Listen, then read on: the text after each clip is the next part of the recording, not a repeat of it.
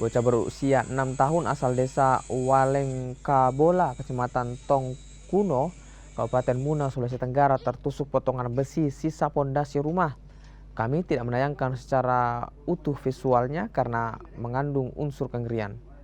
Alif tertusuk potongan besi di dagu saat terjatuh ketika bermain bersama rekan sebayanya di rumah kosong.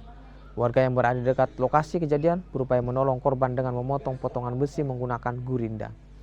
Korban kemudian dibawa ke Rumah Sakit Umum Daerah Kabupaten Muna Barat.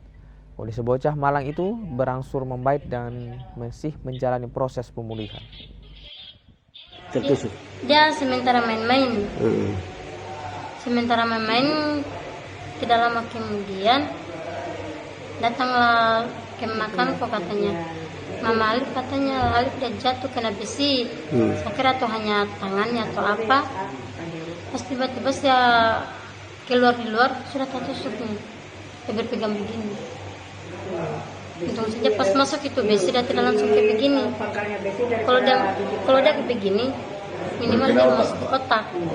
Jadi tidak begini. Jam berapa kejadian itu? Jam 3. Jam 3 ya? Iya. Di mana itu tempatnya? Paling kabola. Tidak di